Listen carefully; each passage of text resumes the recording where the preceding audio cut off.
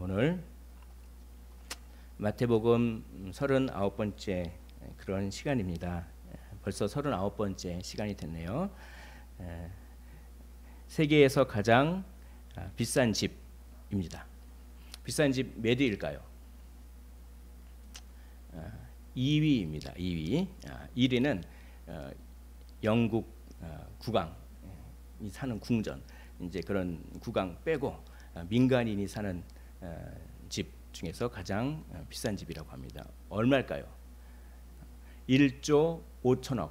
그래서 이제 보니까 이게 27층인데 이 층고가 높아가지고 아파트로 따지면은 한 50층 된다고 합니다. 그래서 한 가정이 사는데 이렇게 그런데 이제 여기 주차장이 1층부터 6층까지 있어서 이거 외우느라고 힘들었습니다. 64대를 이렇게 주차할 수 있고, 또 여기에 그 주인을 섬기는 일종의 직원들이 600명이 있다고 합니다. 그리고 여기는 각종 편의시설이 다 있고, 그다음에 여기에 이게 인도 뭄바이인데요, 눈이 안 오는 지역입니다. 그런데 이 사람이 돈으로 이렇게 아이스실 같은 걸 만들어 가지고 온 벽을 다 이렇게 얼음으로 해가지고, 그래서 천장까지, 그래서 주인이 오늘 눈 내리는 거 보고 싶다라고 하면 눈이 싹 내리게끔 뭐 그런 식으로 한다고 합니다. 이렇게 이런 집을 보면서 엄두가 안 나더라고요. 저는 이게 너무 엄두가 안 나가지고 뭐 얼마나 행복할까 뭐 이렇게 이런 생각도 안 날 정도로 저하고는 거리가 먼데, 사람들이 이렇게 집을 중요하게 생각하죠. 그래서 우리나라 사람들, 다른 뭐 세계 사람들도 마찬가지겠지만 특히 우리나라 사람들이 내가 이렇게 이왕 태어난 김에 집이라도 하나 장만해야지 내가 어떤 목표를 달성한 것 같다라고 하면서 내 집 장만하는 거, 그게 크게 삶의 큰 목적이죠. 그래서 내가 내 집 장만하면 그래도 난 괜찮게 살았어 이렇게 생각하고, 또 아이고 내가 열심히 일했는데 뭐 집 한 칸도 없이, 그래서 때로는 구슬프기도 하고 뭐 그런 거 아니겠습니까? 그리고 뭐 내가 그때 그 집을 사뒀어야 되는데 그거를 그 집을 사지 못하니까 그게 10년 전에 2억 5천 하던 게 지금 보니까 10억이 넘어요. 야, 그때 그거를 대출을 좀 받을 걸, 뭐 이런 생각을 우리가 많이 하지 않습니까? 저도 이제 비슷한 경험이 있는데, 아무튼 그렇습니다. 저는 뭐 집이 없기 때문에 이렇게 집에 대해서 그렇게 사람들이 이렇게 유난히 강조하고 하는 것은 무엇입니까? 집이 우리에게 안정과 행복을 준다 이렇게 생각하는 것이죠. 집이 있으면 뭔가 든든하잖아요. 이렇게 물어보니까 왜 그렇게 집 아파트 장만하려고 합니까? 그러면은 집이라도 있어야지 내 노후도 그렇고 좀 든든하다. 그렇죠? 집은 안정과 행복감을 주는 그런 장소입니다. 또 그뿐만이 아닙니다. 집은 자기의 자존감이죠. 나는 50평 살아. 나는 70평 살아. 그래서 이렇게 동창회 딱 모이면은 맨 처음에 좋은 취지로 모였다가 서로 막 싸우고 그러지 않습니까? 막 나는 30평 산다, 나는 20평 산다, 나는 50평 산다 그러면서 막 그렇게 집이 자기의 자존감입니다. 집이 자기의 정체성이죠. 근데 이 집이 한번 무너졌다고 생각해 보십시오. 와르르 무너집니다. 그러면은 자기의 자존감도 와르르, 정체성도 와르르, 자기의 행복도 와르르, 자기의 안정도 와르르, 그런 일이 벌어진다. 그렇게 오늘 우리 주님께서 말씀하고 계신 것입니다. 두 가지의 어떤 운명을 계속해서 우리 주님께서 말씀하시죠. 두 가지의 문이 있습니다. 두 가지의 길이 있습니다. 좁은 문이 있습니다. 넓은 문이 있습니다. 넓은 길이 있습니다. 좁은 길이 있습니다. 그 좁은 문으로 들어가지 못하게 그 문 앞에서 거짓 선지자가 너 그렇게 살 필요가 없어라고 기만합니다. 거짓 선지자는 아주 겉모습으로 봐서는 그렇게 구별할 수가 없을 정도로 아주 사람 좋은 모습으로 나타나죠. 그 거짓 선지자의 기만을 두 나무에 비유를 합니다. 아름다운 열매를 맺는 나무, 그렇지 못한 나무. 자, 그런 다음에 두 사람 비유가 있습니다. 하나는 주여 주여 하는 사람입니다. 주여 주여 하는 사람이 좋은 사람인데 이상하게 버려짐을 당합니다. 그런데 주여 주여 하지 않고 아버지의 뜻대로, 하늘에 계신 내 아버지의 뜻대로 행하는 사람이 있습니다. 두 사람이 나오는 거죠. 이것은 자기 기만입니다. 자기가 스스로에게 속는 사람. 나는 구원받았다고 철석같이 믿었지만 결국은 예수님께서 모른다고 하는 자기 신념, 자기 열심에 기반한. 그래서 이제 여기에 기만이라고 하는 주제가 있어요. 거짓 선지자에게 속임을 당하든 스스로 속임을 당하든 우리는 속아서는 안 되는데 잘 이렇게 속는 것이죠. 그런 다음에 이제 오늘 두 집 비유가 있습니다.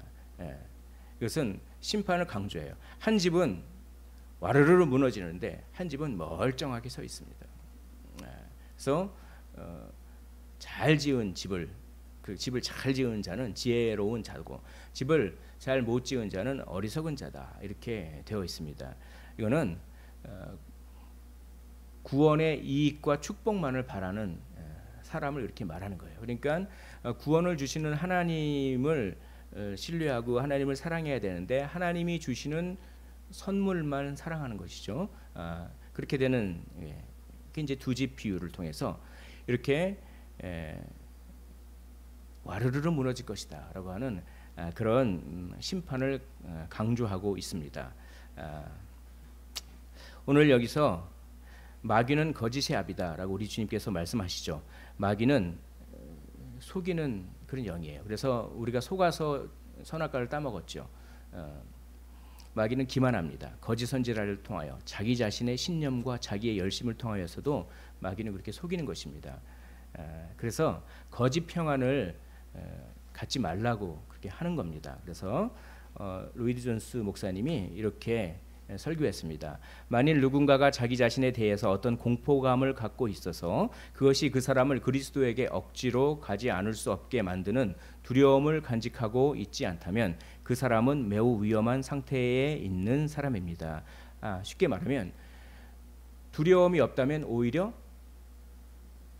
위험한 거예요. 두려움이 있어야 돼요. 내가 두려움이 없어서 예수 십자가 아니면 내가 정말 안 된다고 하는 마음이 있어야 안전한 것입니다. 그러니까 우리는 어떤 공포감이 있어야지, 어떤 두려움과 공포감이 있어야지 오히려 건강한 상태라는 거예요. 그런 어떤 거룩한 공포감과 두려움이 있어서 내가 그리스도께로 가지 않을 수 없게끔 하는 그 상태가 돼야지 건강한 것입니다. 물론 공포감만 있으면 안 되죠. 공포감도 있으면서 그것 때문에 그리스도를 찾는 이 두 가지가 같이 있어야 안전한 상태입니다. 그런데 나는 예수님 믿는다고 입으로 시인했으니까 구원받았어 라고 하면서 완전히 그냥 아무런 공포감도 없고, 그게 위험한 상태일 수가 있어요. 우리는 늘 주님을 찾아야 됩니다. 우리는 어떻게 속지 않을 수가 있을까요? 거짓 선지자에 속지 않고 자기 자신에게 속지 않을 수가 있을까요? 오늘 우리 주님께서 두 집 비유를 통해서 그것을 말씀하고 계십니다. 어떻게 하면 우리는 속지 않을 수 있는가라고 하는 것을 비유를 통해서 거기에서 우리 주님께서 담아내십니다. 오늘 그 두 비유를 보면은 모래 위에 지은 집과 또 반석 위에 집을 지었는데 이 모래라고 생각하니까 무슨 백사장 모래 이렇게 생각하는데 그런 것이 아니죠. 그래서 바로 이겁니다. 우리가 시편 126편을 제가 설교할 때 이걸 말씀드렸죠. 이스라엘에는 와디라고 건천이 있습니다. 물이 흐르지 않는 시내예요. 물길만 있지만 물이 흐르지 않아요. 그러니까 평소 때는 거의 1년 365일 중에 거의 360일가량 물이 안 흘려서 이게 흙이지만 딱딱하게 굳어 있습니다. 그러니까 그 위에 어느 정도 강도가 있기 때문에 집을 지을 수가 있는 것이죠.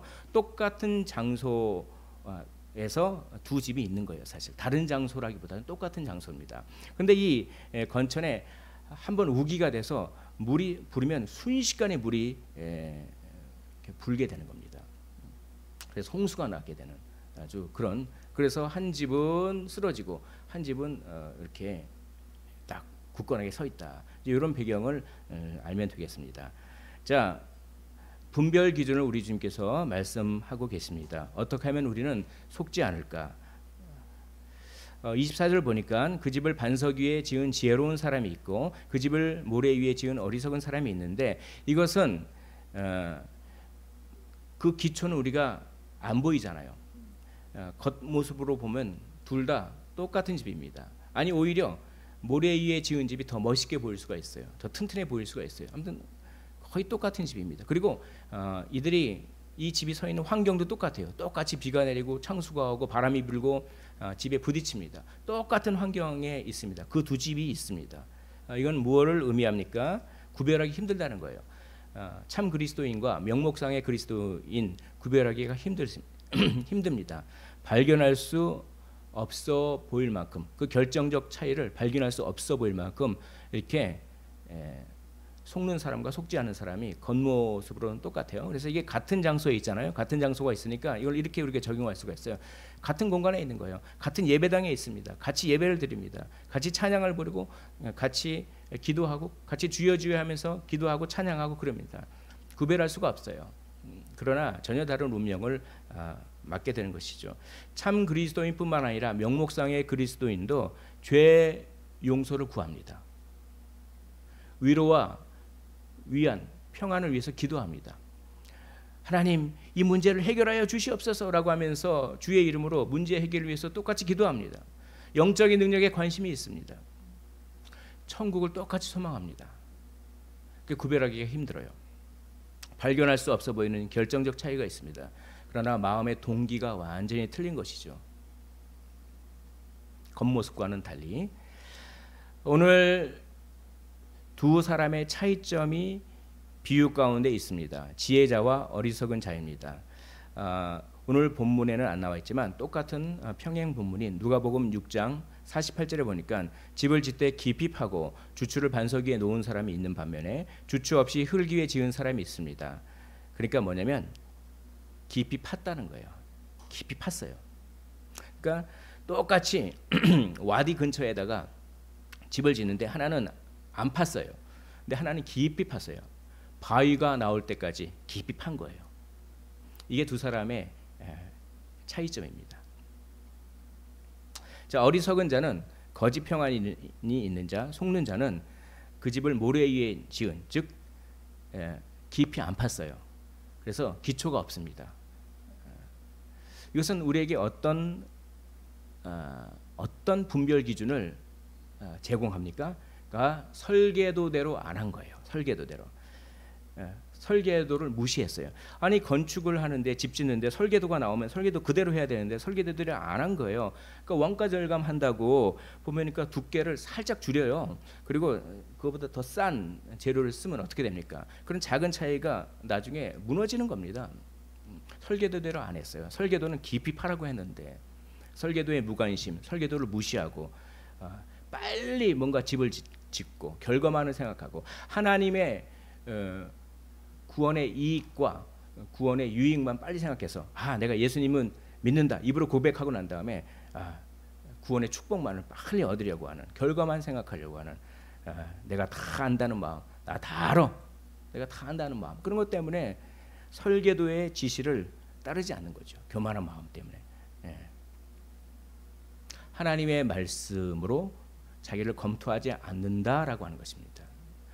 입으로 주여 주여 하고 예배드리고 기도하고 하지만 설계도를 무시하는 거예요. 하나님의 말씀으로 자기 자신을 검토해서 설계도랑 다르면 교정해야죠. 그런 과정이 없다고 하는 것입니다.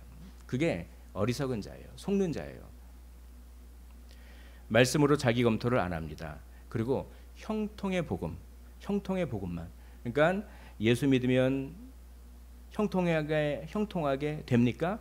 하나님께서 축복을 주세요. 그래서 정말 하나님의 자녀에게 하나님께서 정말 필요한 것들, 그런 것들을 주실 때가 상당히 많습니다. 그러나 그것이 궁극적인 것이 아니죠. 먼저 하나님을 신뢰하고 하나님과 친밀한 관계가 있어야 되는데 그것 없이 말씀으로 자기 검토를 안 하고 설계도를 무시하고 그냥 집을 세워버리고 그냥 입으로 고백한 다음에 복만 달라고 하는 그래서 겉모습으로는 똑같이 예배드리지만 틀립니다. 하나님을 사랑하는 동기가 틀려요. 하나님을 사랑하는 동기가 하나님 자체가 아니라 하나님이 주는 선물이 되는 것이죠. 입으로는 천국 하지만 결국은 이 땅에서의 행복만을 추구하는 것입니다. 이 땅에 연연하는 그런 행복, 이 땅에서의 집을 짓는데 급급한 그런 모습을 우리 주님은 오늘 이렇게 비유로 말씀하고 계십니다. 라오디게아 교회가 그랬습니다. 라오디게아 교회가 요한계시록에 보면 형통복음, 예수님을 믿으면 복 받습니다. 맞습니다. 맞는 말인데 신령한 복 말고 그런 복을 더 그냥 그렇게. 그러니까 우리 주님께서 아이고 미지근해 버리는구나. 차든지 뜨겁든지 해라. 이 말은 쓸데없구나. 너는 아무짝에도 쓸데가 없구나. 왜냐하면은 아예 뜨거우면 온천수로 사용할 수가 있어요. 아예 차가우면 식수로 사용할 수가 있어요.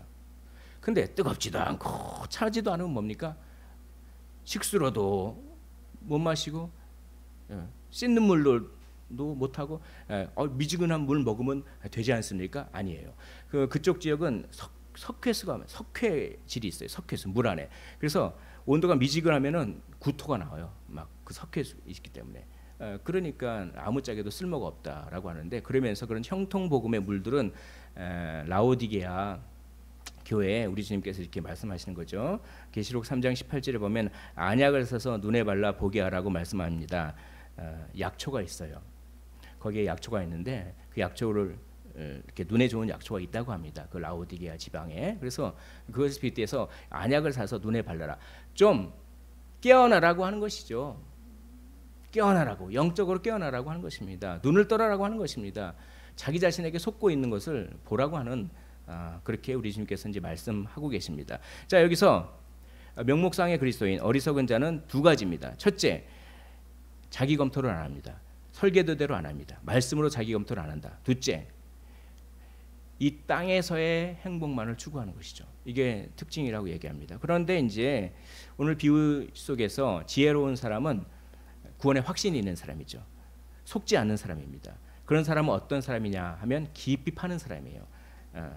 오늘 마태복음에는 안 나오지만 누가복음에 깊이 판다라고 하는 겁니다. 똑같은 장소지만 깊이 파는 겁니다. 그러니까 인내가 있어요. 바위가 나올 때까지 깊이 파는 거예요. 왜 깊이 팝니까? 왜 이렇게 힘든 일을 합니까? 설계도가 그렇게 돼 있으니까. 설계도대로 하는 거예요. 설계도대로. 말씀이 그렇게 하라니까. 내 생각을 설계도에 내 생각을 맞추는 거예요. 설계도로 말미암아 내 생각을 교정하는 거예요. 하나님의 말씀으로 나를 검토하는 겁니다. 그럼 깊이 팔 수가 있어요. 이 사람들은 겸손한 사람입니다.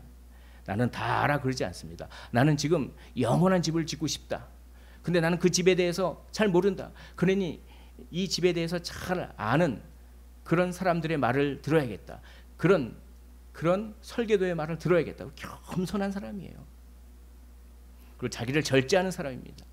땅을 파면 얼마나 시간이 많이 들고 인내하고 기다려야 되고 절제를 해야 됩니까? 바로 그런 사람이 참 그리스도인이라고 하는 사람이죠. 절제가 있고 철저하게 자기 검토를 하며 겸손한 사람인 것입니다.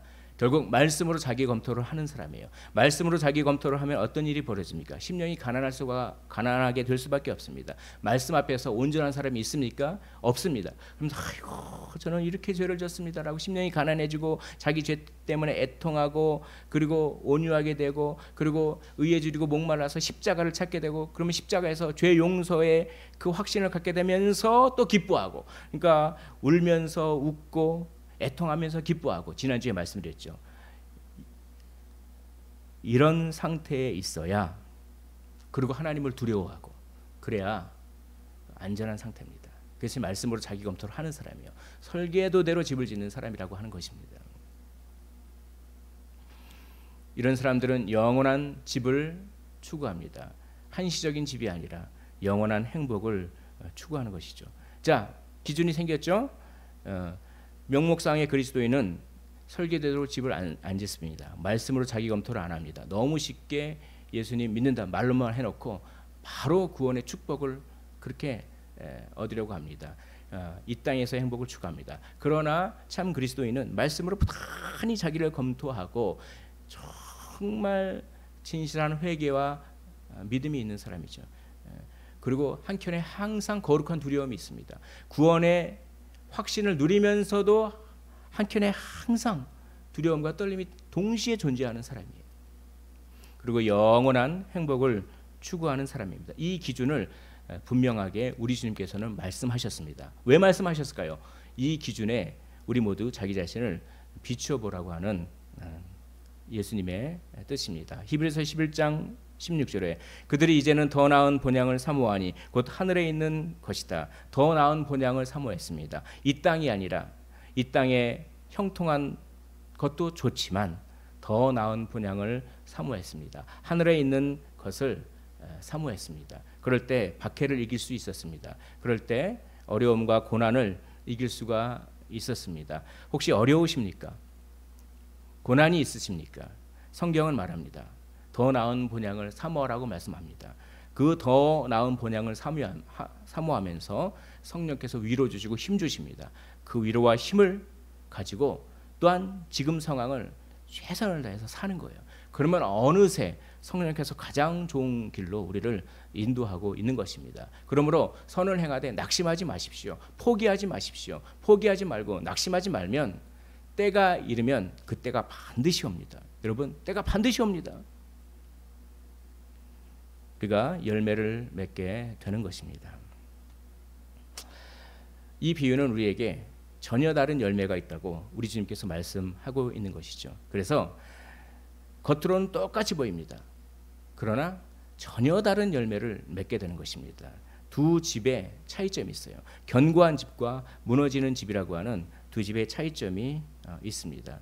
기초가 있느냐 없느냐죠. 하나는 깊이 파서 기초가 있고 하나는 바로 모래 위에 집을 지었기 때문에 기초가 없습니다.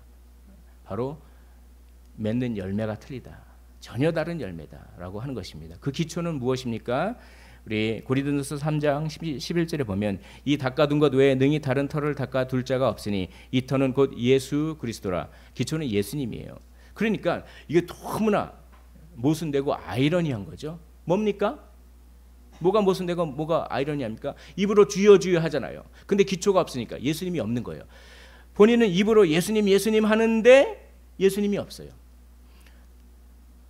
그리스도 없는 그리스도인이라고 하는 것이죠. 이게 또 이 기초는 무엇입니까? 오늘 24절과 26절에 우리 주님께서 두 번이나 반복해서 말씀하십니다. 나의 이 말을 듣고 나의 이 말을 듣고 나의 이 말을 듣고 준행하는 자는 나의 이 말을 듣고 하나님의 말씀, 예수님의 말씀이 기초인 것입니다. 그러니까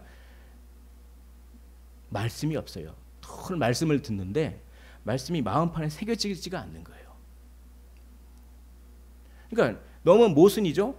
나는 예수님을 믿는다고 하는데 예수님이 없어. 그 사람한테. 나는 그리스도인이라고 하는데 그리스도가 없어. 나는 말씀을 듣고 예배 듣고 하는데 정작 말씀이 없어. 말씀이 다 날아가 버려요. 말씀이 마음판에 새겨지지가 않습니다. 그러니까 우리 주님께서 밭의 비유를 하잖아요. 그러니까 돌짝밭에 떨어진 것 그런 거는 새가 와서 그냥 다 쪼아 먹어버리고 그냥 말씀이 있는데 그냥 뿌리가 깊이 내리지 않아가지고 그냥 강한 햇빛이 있으니까 박해가 오니까 그냥 다 시들어버리고 그리고 뭐 아주 염려 걱정 근심 때문에 가시나무 떨기 때문에 좋은 밭은 뿌리를 깊게 내리고 어떻게 합니까? 30배요, 60배요, 100배의 열매다라고 하는 것입니다. 바로 그런 사람이죠. 말씀이 여기 계신 모든 분들 마음판에 신비에 새겨지셨습니까? 이렇게 본문이 물어봅니다. 이게 기초가 있는 거예요. 반석이 있는 것입니다. 그러니까 완전히 딱 대비가 되는 거예요. 완전히 전혀 다른 열매로 대비가 됩니다. 그리스도와 연합한 그리스도인. 이게 너무나 당연한 것이죠. 그리스도인은 그리스도와 연합한 사람이잖아요. 근데 그리스도 없는 그리스도인. 그렇죠? 또 뭡니까? 떠받쳐주는 반석이 있는 사람, 피난처를 소유한 사람, 아니면 떠받쳐주는 반석이 없어서 블랙홀처럼 다 그냥 무한히 떨어지는, 나락으로 떨어지는 그런 사람, 피난처가 전혀 없는 사람, 똑같이 예배당에서 겉보기에는 똑같이 예배를 드리지만 그런 두 사람이 있다고 우리 주님께서 이게 굉장히 좀 어떤 뉘앙스냐면 좀 겁주는 거예요. 우리 주님이 겁을 주는 그런 뉘앙스로 이게 말씀하시는 것입니다. 그래서 이 말씀을 준비하면서 저도 이게 너무 힘들더라고요. 근데 이제 말씀이 이제 이런 분위기라서 저도 이렇게 좀 약간 과감하게 강하게 말씀을 드리는 건데 저도 사실 두렵고 떨립니다. 근데 우리 주님께서 상당히 약간 겁을 주는 식으로 그렇게 두 가지의 어떤 열매가 있다 이렇게 말씀하는 것입니다. 그래서 떠받쳐주는 반석이 있는 그런 인생이 얼마나 복될까요? 다윗이 그랬죠. 다윗이 이렇게 고백합니다. 그 인생을 다 살아본 다음에 시편 18편에서 나의 힘이 되신 여호와여 내가 주님을 사랑합니다. 왜 주님을 사랑합니까? 여호와는 나의 반석이기 때문에 사랑합니다. 여호와는 나의 요새시오 나를 건지시는 이시오 나의 하나님이시오 내가 그 안에 피할 나의 바위시오 나의 방패시오 나의 구원의 뿌리시오 나의 산성이시로다. 반석이 있는 떠받쳐주는 반석이 있는 사람이 얼마나 좋겠습니까? 떠받쳐주는 반석이 있는 사람은요 얼마나 좋은지 나의 인생의 무거운 짐, 나의 죄책감, 나의 상처, 그걸 그냥 그 반석에게 그냥 기대면 돼요. 기대면 결코 떨어지지 않는 반석, 나의 모든 것들을 다 받쳐줄 수 있는 반석, 그냥 기대면 된다니까요. 기대는다는 건 뭡니까? 그냥 솔직하게 말하면 돼요. 제가 진짜 이런 사람이었습니다. 말하면 돼요.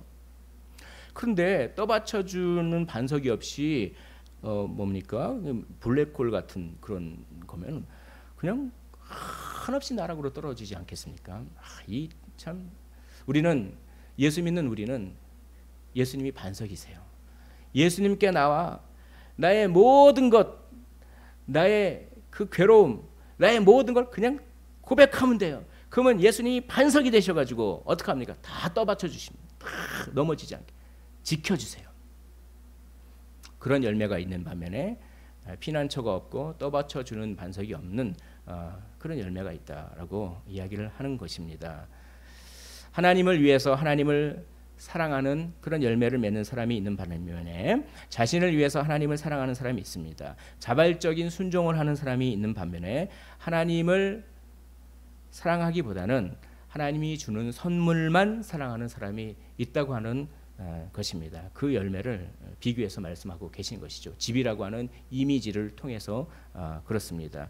이사야는 이렇게 고백했습니다. 이사야는 정말 하나님을 경험하고 난 다음에 나 같은 사람이 그렇게 어떻게 하나님을 만날 수가 있습니까? 그런데 하나님이 용서해 주십니다. 제단 숯불을 입술에 딱 대서 깨끗하게 해주시니까 그게 너무나 감격해서 하나님을 위해 살겠노라고 하는 결단을 합니다. 그래서 하나님께서 누가 나를 위해 갈 거라고 그렇게 말씀하는데 자원하는 마음이 들어서 주님 제가 여기 있습니다. 저를 보내소서. 주님 제가 여기 있습니다. 저를 사용하여 주시옵소서. 이런 열매가 있다는 겁니다. 하나님을 사랑해서 계명을 지키는 거죠. 여러분 하나님을 사랑하십니까? 굉장히 중요한 질문입니다. 하나님을 사랑하십니까? 하나님을 사랑한다고 하는 것이 무엇입니까 도대체? 하나님의 무엇을 사랑하십니까? 사랑은 감정적인 어떤 애틋함이 아니에요. 오직 하나님은 유일한 분이시. 너는 마음을 다하고 성품을 다하고 힘을 다하여 내 하나님 여호와를 사랑하라 할 때 이 사랑하라는 말은 충성하라고 하는 말을 그렇게 번역한 거예요. 사랑과 충성, 사랑뿐만 아니라 충성을 얘기하고 있지 않습니까? 늘 바치오리라. 사랑만 바치는 것이 아닙니다. 사랑과 충성 늘 바치오리라. 하나님을 사랑한다고 하는 것은 하나님께 충성한다고 하는 것이고 하나님의 성품을 사랑하는 것입니다. 하나님의 성품은 어디서 알 수가 있나요? 말씀에서, 계명에서 하나님의 성품을 알 수가 있어요. 그래서 하나님을 사랑한다고 하는 것은 하나님의 성품을 사랑하는 것과 분리되지 않습니다. 그리고 하나님의 성품은 하나님의 계명에 있기 때문에 하나님의 계명을 사랑하는 것과 분리되지 않아요. 그래서 요한복음에서 우리 주님은 이렇게 얘기합니다. 나의 계명을 지키는 자라야 나를 사랑하는 자니. 이걸 오해하면 안 됩니다. 의무적으로 나의 계명을 예수님의 계명을 의무적으로 막 지키면 그게 사랑하는 그게 아닙니다. 나의 계명 안에 나의 성품, 하나님의 성품이 들어있다. 너희가 정말 나를 사랑한다면 나의 계명 안에 있는 나의 성품이 사랑스러워질 것이다. 그러면 계명을 지킬 수밖에 없을 것이다. 이거예요. 하나님을 사랑하십니까? 하나님의 말씀, 설계도 안에 있는 하나님의 성품이 사랑스러우십니까? 여러분 사랑하기 전에 사랑스러움을 경험하셔야 됩니다. 예수님이 사랑스럽게 다가오십니까? 팔복은 예수님의 성품입니다. 예수님은 심령이 가난하십니다. 예수님은 하나님만 의지하셨습니다. 예수님은 온유하시고 예수님은 겸손하시며 예수님은 의에 줄이고 목마르시며 예수님은 의리를 위하여 박해를 받기까지 의를 중요시 여기셨습니다. 그러므로 예수님을 사랑한다고 하는 것은 예수님의 그 성품이, 팔복의 성품이 사랑스러워지는 것입니다. 여러분, 예수님을 사랑하기 전에 예수님의 성품의 아름다움을 느끼십시오. 예수님의 성품이 사랑스럽게 다가오도록 기도하십시오. 그러므로 소요리 문답은 인간의 제일 되는 목적은 하나님을 영화롭게 하고 영원토록 그를 즐거워한다. 즐거워한다라는 번역이 즐긴다라고 하는 것입니다. 즐기는 거예요. 하나님의 계명을 즐기는 겁니다. 즐기는 거예요. 왜냐? 그 하나님의 계명 속에 있는 하나님의 성품이 아름답고 매력적으로 느껴지기 때문에 그렇습니다. 예수님에 대해서 거룩한 매력을 느끼지 못한 상태로 그냥 의무적으로 계명을 지키는 것은 성경적이지 않는 것이죠. 바로 부단한 자기 검토를 통해서 그런 매력을 경험할 수 있는 거예요. 하나님의 성품에 들어있는 그 아름다움을, 그 사랑스러움을. 그래서 성령 충만은 뭡니까? 예수님이 그렇게 사랑스럽게 보이십니까? 여러분들의 인생 속에서 예수님이 너무나 사랑스럽게 보인 적이 있었습니까? 성령 충만은 영적인 감각이 새로워지는 것입니다. 예수님의 그 아름다움이 느껴지는 거예요. 그 아름다움 앞에 내가 너무나 죄인임을 고백하는 것입니다.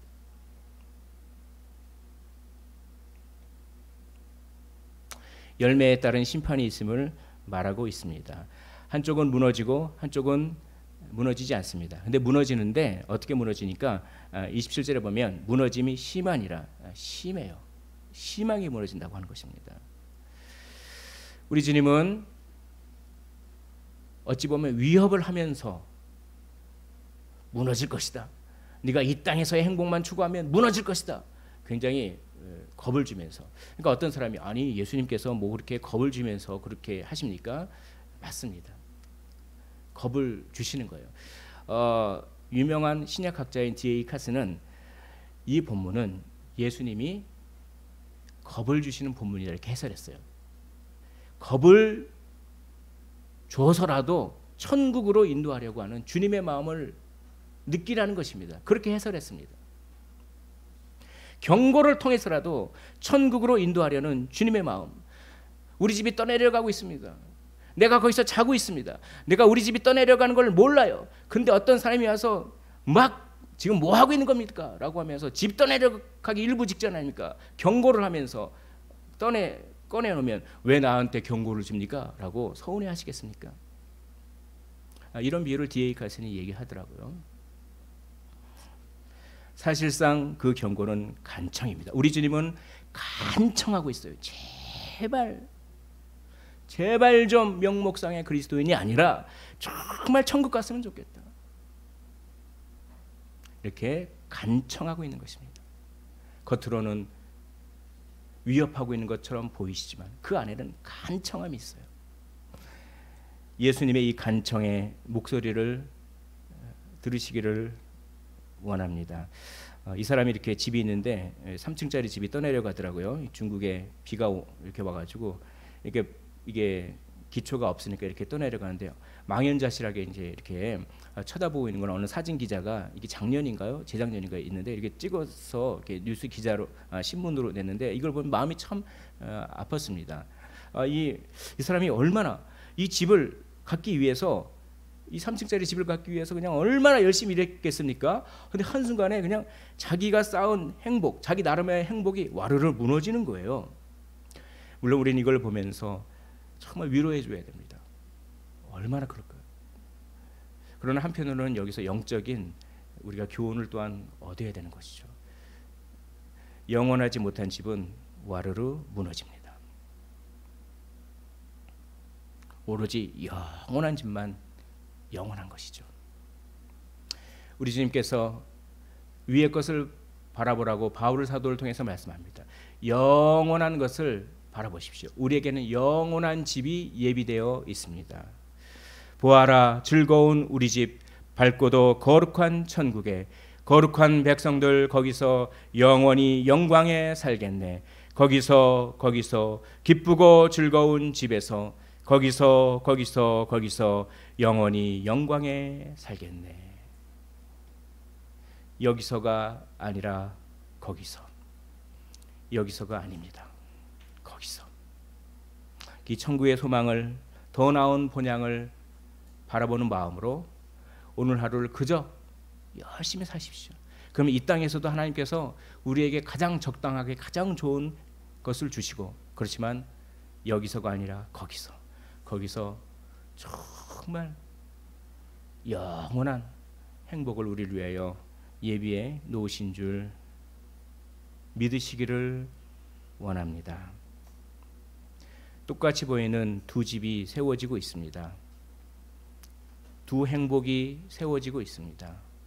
두 믿음이 세워지고 있습니다. 하나는 무너질 것이고 하나는 영원할 것입니다. 나는 어떤 집을 짓고 있습니까? 바로 얻기는 설계도대로 짓기를 원합니다. 반석 위에 짓기를 원합니다. 영원한 집을 짓기를 원합니다.